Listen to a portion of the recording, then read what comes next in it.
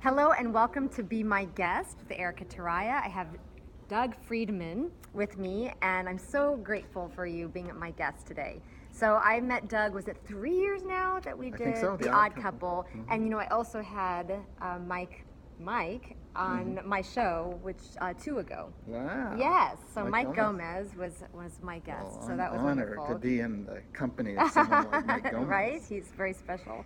And you are as well, so thank you for being here. Thank you. And we are in this beautiful space, this theater, and this is LATC, downtown. It's Los Angeles Theater Center.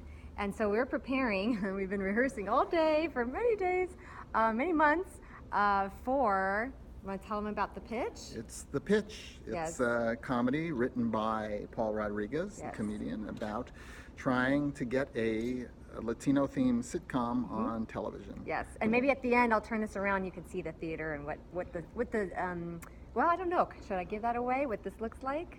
Well, No, do maybe it we'll after. do Make it. them stay. Yes, It's a tease. That's a real exactly. tease. Maybe we'll show you what it looks like before you come see the show. I hope you'll come see it.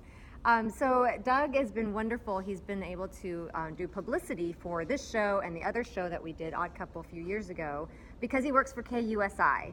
And how long have you been Television there? Thank you. in San Diego. Oh yeah, I figure everyone knows, but we're in LA now. Thank you. And how long have you been with I've KUSI? been 12 years. 12 years. Yes, Okay. I started in television here at KTLA in Los Angeles. Oh, you did? Back in the 70s. Okay. I was a page, an usher, seating audiences, working in the mailroom for $2.50 an hour. Wow, And lots of money. had the nerve to go on behalf of all of us, the other ushers, and ask for a raise to $3.50 an hour. Wow. Because that's what they were making at NBC. Uh-huh. And we got it. And You so did everyone was good. so thrilled. Wonderful. Wow. So the experience you have and where you started from, and pretty Yes. much, I mean, with any industry, right? You need to start there and get to know your way and Right, yes. No, prove being yourself. a page, entry-level jobs, there are so many entry-level jobs that are available that you can get.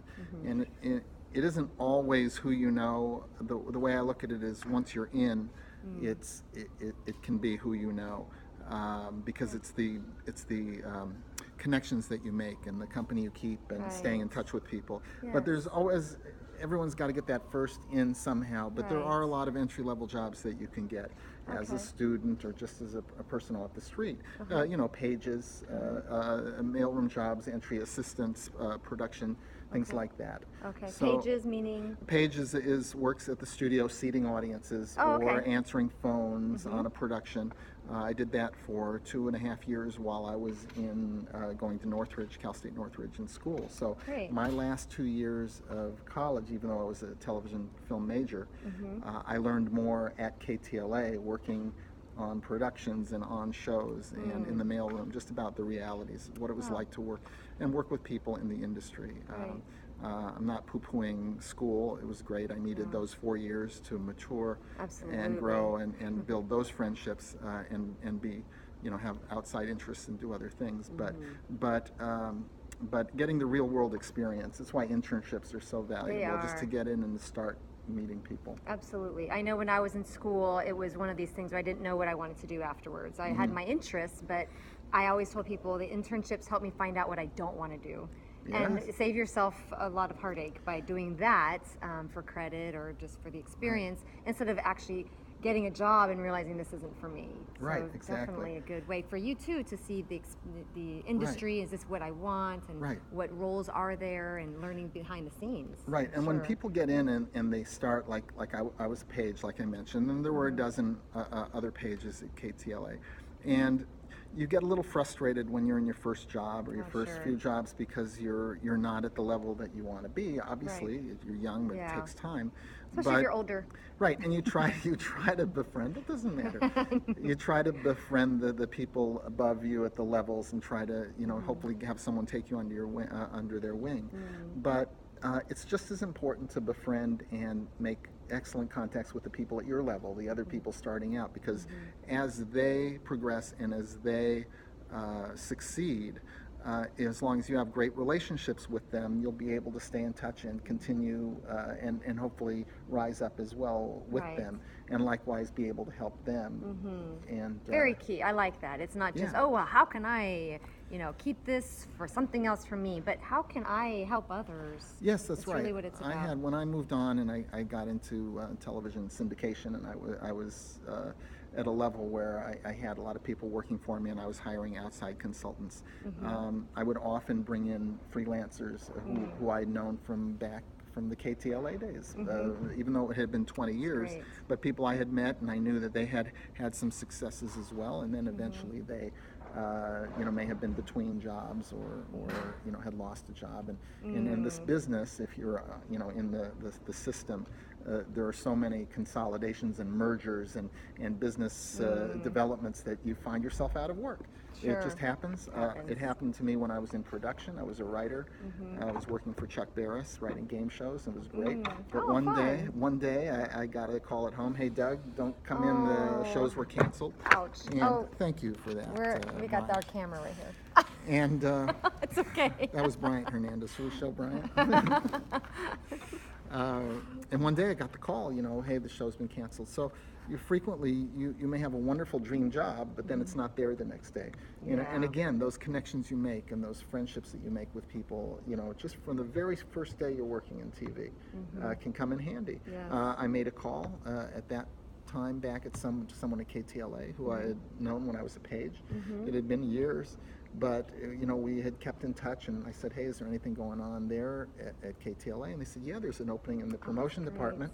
Yeah. So that's when I got into marketing. Oh, cool. And it was my first marketing job, and I've been doing that for about 35 years. And that's what I wanted you to share is what you're actually doing now. So it's marketing. Yeah. I mentioned obviously that you've promoted Odd Couple, and I'm sure plenty of the others that I wasn't a part of, but this one as well. Those are the ones I'm aware of.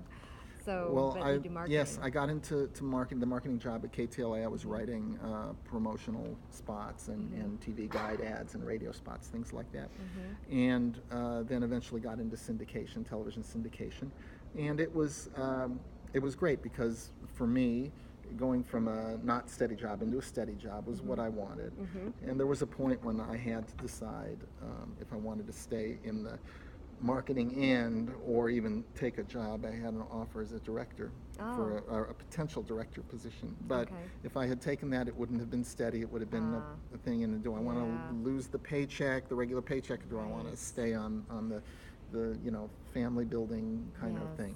Right. So I stayed in marketing, and I've loved it. And You I had my fun time in production, and but marketing is wonderful because it's creative. It's no different than when I was writing game show questions for Chuck Barris. I love that. And so now it's writing promos for what's on the news tonight, or how great our television station is, or press releases for plays that I'm in, and things. It's creative. You get to see it on TV. You know that there are 100,000 people watching something that I wrote, and that's very exciting. Gotta be cool. So I'm newly writing scripts. I used to write short stories and poems and that, and I obviously acted for people's originals, and it's so cool afterwards to have them say, wow, just to bring my words to life. And I kind of can't wait to see that happen for what I'm writing too. Yeah. So it's neat to hear you mention that. Yeah, it is. And you realize the impact when you hear people talking about it afterwards or even out on the street. Right. And you mentioned press releases for your plays. So tell them also, you've been acting. Obviously, we mentioned Odd Couple, but you've been doing a lot from when I met you. And then since then, on these last 3 years, and you just finished one before this play. So tell us a little bit about your Well, I came to acting late. Actually, I had never done it before until we'd moved to San Diego to take the job at KUSI, my family, and my son had just started his freshman year of high school. And had made one very close friend who had passed away actually at the end of his freshman year, and this is devastating for him. But he was very distraught and having a tough time about it. And then I had gotten an email from the J Company, which is the Jewish Community Children's Theater in La Jolla, that they were doing Oliver, the musical Oliver, and they were doing auditions, and so we talked to Robbie and said, you know, if there's something you should do, you know the songs. We played the CD in the car when they were growing up. I loved the Broadway musicals. So he went in, he didn't have a headshot, didn't have a resume, didn't have music, but he got anything. it, huh? And he got a great role. Wow. And it changed his life. That's too cool. He loved it, he found a passion. I started making lots of new friends, and it went on and on. He did the next play, and then the next, and now he's in LA working as an actor. And so that's really tremendous. And then, but when he turned 18, and he couldn't do it anymore because he aged out of junior theater, he came to me and he said, Dad, there's a play up in Escondido that they're doing, Little Shop of Horrors, and it's a community theater. Adults are in it. Join me. And he said, will you do it with me? It'll be a great bonding experience, right? How cool is that? So we did, we went, and again, it was like me. I didn't have any resume at all. But we both got roles, and we both got cast. That's so great. And then we loved it, and we did another one together. So Little Shop of Horrors became Kiss Me Kate, became Sweeney Todd, and before I know it, saw I'm that getting one. I can see you. So how long have you been doing this then? Since this is almost 10 years for me now. Okay. The irony here is the first show I did, Little Shop of Horrors. Bryant, you'll appreciate this. Very first show that I did. Our co-director, producer. What are you? Everything. He's off the grid. Brian's over here too. We're gonna have him on the very show. first show I did, I was an NBC television executive in Little Shop of Horrors, where Bernstein comes on. Hello, my name is Bernstein. I'm with NBC. Yeah. And I signs the kid to a contract. So here I am in my final play, or my current play. I don't know if I say final play. Take that back. Don't use and I'm an NBC executive again. And I'm on stage for about the same amount of time, by the way. So anyway, so that's kind of ironic. That's awesome. Anyway, so I've been doing it. Anyway, I caught the bug, and now he's up here, and I'm continue to do it. And I've been blessed to work with some wonderful people like you. We're gonna say like that. Erika. Don't anticipate the line, but I felt it coming. One of the things our director has told us. Yeah. So from our experience here with the pitch, I'm like looking out because I'll show it to you guys at the end. What has stuck with you from what Bill Virtus has taught us, or something that's happened here during rehearsal? What's something that has this has been great for me because I, having come to it later in life, I never took an acting class. I never I never studied, and I never. I just do everything instinctively. I shouldn't even say that, I guess. I know you're out. So working with Bill Virtus is wonderful because He's a teacher. he gives you his notes, but he tells you why he's giving you the notes. So he says, don't turn that way. Just turn this way, and this is why. Is this authentic? No. Would you really walk like this? Would you really talk like this? Little notes, and I'm getting a lesson. I'm getting lessons here that are great. And and stories, his stories, because he's had a lot of experience, and I learn by stories. Yeah, that's right. And every now and then, even Bryant says something intelligent. Even then. Many onces and whiles.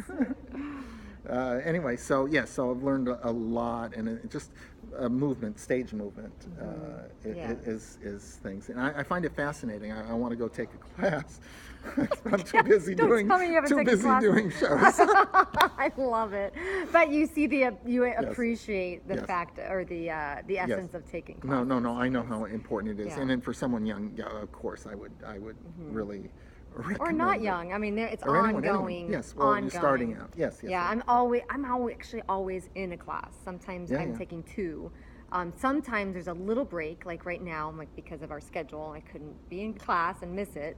Right. Although I am taking a coaching acting class, which is kind of cool. Okay. Yeah, but classes do help, and he has been wonderful. So. It's tremendous. Yeah. It sometimes takes an hour and a half to get 10 minutes of notes. Right. But not quite. Sorry, Bill, just kidding. Yeah, right. An hour and a quarter. But it's wonderful because everything is a learning experience. It is. And it really is. Yeah. And what do you look forward to? Tomorrow we open. That's right. What do you look forward to right at this time? Just with anything, with your work, with theater, with the future.